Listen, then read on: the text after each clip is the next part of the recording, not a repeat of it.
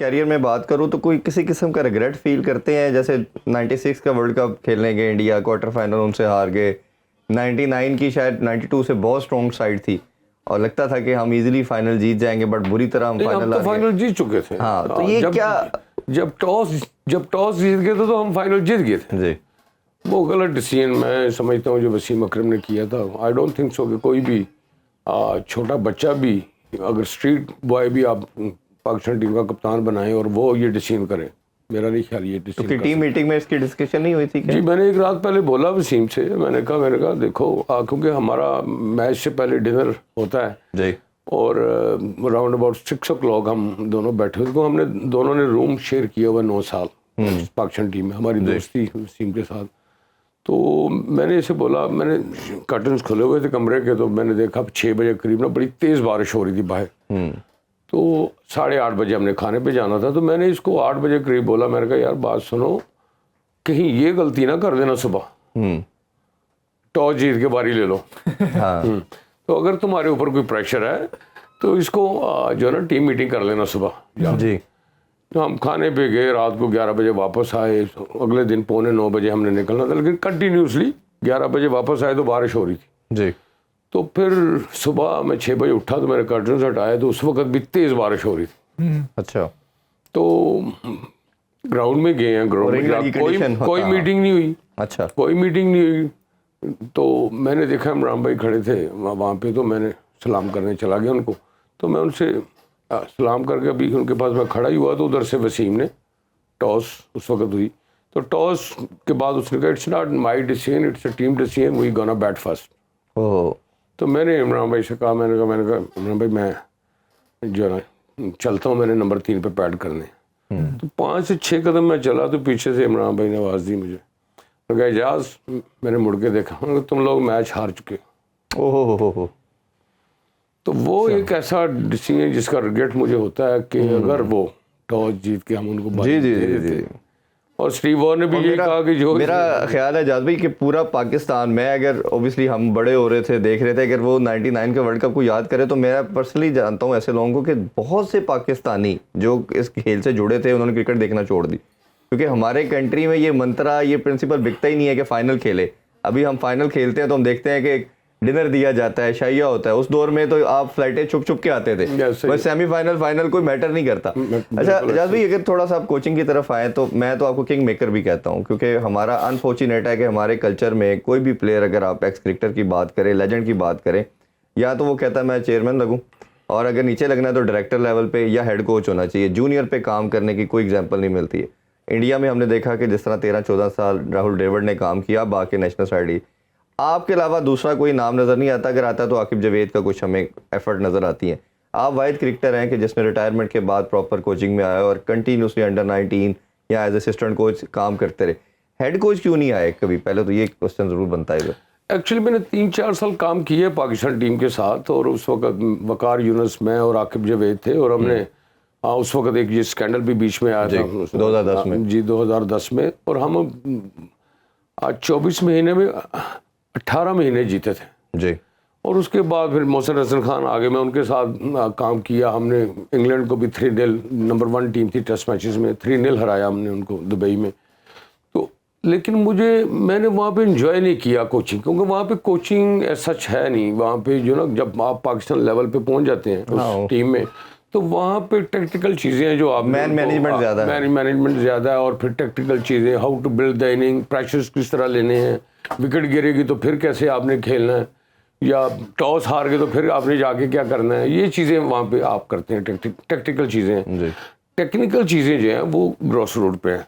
तो जैसे आपने बोला कि मुझे खुशी होती है जब मैं बाबर आजम को देखता हूँ खेलते हुए, तो मुझे बड़ी खुशी होती है। ये प्राइसलेस है, यू नो। तो इसलिए हमें चाहिए, हमारे जितने भी बड़े क्रिकेटर्स हैं उनको चाहिए कि आए, नीचे काम करें। हम हमेशा कहते हैं जी हमारा स्ट्रक्चर ठीक नहीं है, हमारी डोमेस्टिक क्रिकेट ठीक नहीं है।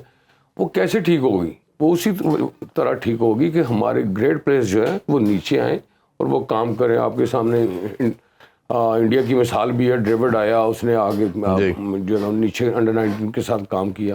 तो मुझे इस चीज़ की खुशी है कि मैं ग्रॉस रूट पे काम करता हूँ, और मेरे हाथ से जो निकला हुआ प्लेयर है और I tell you one thing कि मैं हमेशा 2 साल पहले कह देता हूँ ये प्लेयर आएगा अच्छा माशाल्लाह। जी, जिसमें अजहर अली आया, असद शफीक आया, अशरफ नहीं शफीक। उसमें तो मैं लिस्ट एक देख रहा था कि ऑलमोस्ट 40-50 के करीब का नंबर है जो आपके हाथ से है। Prime example obviously Babar Azam, जब कोई भी नहीं जानता था, आपने असद शफीक, अजहर अली, फिर हसीबुल्लाह, बड़ी एक लंबी मोहम्मद हारिस, 5 लड़के इस वक्त पाकिस्तान टीम में खेले। मेरे ये लास्ट में इरफानुल्लाह नियाजी, इरफान खान नियाजी खेला, हसीबुल्लाह खेला, हैदर खेला जी, मोहम्मद वसीम जूनियर खेला, हसीबुल्लाह खेला, और पीछे वो हुरेरा, उसने फर्स्ट क्लास क्रिकेट में टॉप किया। अंडर 19 का मेरा बच्चा था वो भी। एक और चीज़ भी हमें, ये जो अभी करंट सेटअप है कोचिंग का, आप देखते हैं कि जो हमारा रेड बॉल कोच हो रहा है, वाइट बॉल कोच हो रहा है, फिर इसमें हमारे असिस्टेंट कोच है अजहर महमूद, इसको आप कैसे देखते हैं कि ये इज इट वर्केबल, इसका कोई हाँ ठीक। इसमें देखें आप देखें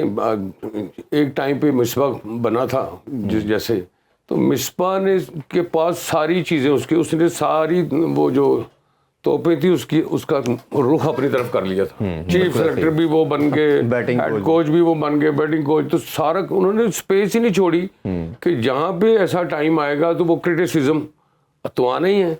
हमारा तो कल्चर ही ऐसा कि आप 1 साल जीते और 2 मैच हारे तो वापस वहीं कि भाई आप पे क्रिटिसिज्म आना शुरू हो जाता है। ये हमारे कल्चर का हिस्सा है। नहीं तो आपके ख्याल में जैसे मिसबा को दी गई, अभी हफीज़ ने सारी पावर्स ली, ये होना चाहिए या नहीं होना चाहिए? ये बिल्कुल नहीं होना चाहिए, क्योंकि देखें अगर मैं अपनी बात करूं तो मैंने 2001 में क्रिकेट छोड़ी, तो मैं 2007 में कोचिंग कोर्स करके, तो फिर मैं 2008 में मैं कोचिंग में आया जी। इन द मीन टाइम जो प्लेयर्स थे पाकिस्तान टीम में हमारे साथ जो खेले हुए थे वो सारी टीम से बाहर हो चुके हुए थे। तो अब नए प्लेयर्स को उनको आप कोचिंग करें। अब जैसे हफीज़ अभी कोच बना है, इनके साथ ही वो क्रिकेट खेला है। अब मैं वसीम अकरम या वकार यूनुस या इंजमाम या इन लोगों की मैं कोचिंग नहीं कर सकता, क्योंकि उनके साथ मैं खेला हूँ। बिल्कुल ठीक। तो हमें चाहिए कि पहले सबसे पहले अगर आपने कोचिंग में आना है, ग्रॉस रूट पे जाएं, 2, 3, 4 साल 5 साल काम करें वहाँ पे, और उसके बाद फिर सोचेंगे अगर आपने पाकिस्तान टीम के लिए काम। लेकिन जो अभी ट्रेंड नज़र आ रहा है कि जैसी रिटायरमेंट होती है फ़ौरन ही आप मैनेजमेंट का हिस्सा बन रहे हैं, जिस तरह मिसबा है या इवन वहाब रियाज है, तो इस बारे में आपका क्या ख्याल है?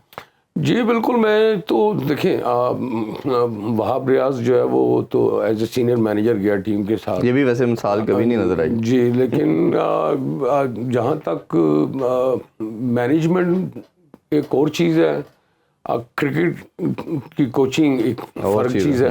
तो हमें चाहिए कि हमें जैसे अभी मोहसिन नकवी साहब आए हैं, उन्होंने बड़े अच्छे काम किए हैं, उन्होंने चैंपियंस ट्रॉफी हो रही है, फिर इंडिया भी होपफुली पाकिस्तान आएगा। हाँ, तो ये अच्छी चीज़ है, और उनको चाहिए कि अपने साथ 4 से 5 ऐसे एडवाइज़र उनके पास होने चाहिए जो सीनियर क्रिकेटर्स हैं, जो उनको एडवाइस करें या फिर वो जो हमारा डोमेस्टिक स्ट्रक्चर है उसको लुक आफ्टर करें। अच्छा जादू, इसमें जैसे आपने टीम के साथ भी अगर होते थे तो आपको डोमेस्टिक के हर लड़के का पता होता था, आपको एटलीस्ट अगर हेड कोच कोई और भी आ गया तो आप उसको बता रहे होते थे, या अंडर 19 के साथ है तब भी आपको पूरी पौध का पता था कि क्या जनरेशन हमारी किस तरह का कैलिबर का प्लेयर, आप उनको सजेस्ट कर देते। अब जो अगर हमारे कोचेज़ हैं, अब 6 मंथ टेंटेटिव काम करेगा गिलस्पी, 6 मंथ अगर आपको वाइट बॉल के लिए हमें दूसरे कोच नज़र आएंगे गैरी क्रिस्टन, तो इनको किस तरह पता चलेगा कि पाकिस्तान का अगर ये जो 15 का स्क्वाड है इसके बाद दूसरे प्लेयर कौन से हैं?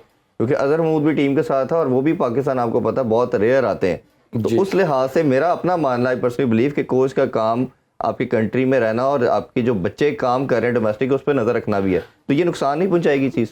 जी, फॉलो अप रखने के लिए आप देखिए जो भी हेड कोचेज़ आपके रीजन्स के लगे हुए हैं या डिपार्टमेंट्स के हैं, उनके साथ आपका राब्ता, आपका कनेक्शन बड़ा ज़रूरी है। वो लोगों के से आपने फीडबैक लेनी है, या उनकी रिस्पॉन्सिबिलिटी है कि वो फीडबैक दें आप जी। यू नो जैसे अजहर को साथ लगाया उन्होंने, आप देखिए ना, ये अच्छी बात है कि अजहर लगा एटलीस्ट अपनी ज़ुबान बोलता है वो। अगर कहीं पे प्लेयर्स को प्रॉब्लम होती है तो वो वहाँ पे उनको एज ए इंटरप्रेटर काम कर सकता है उनके साथ।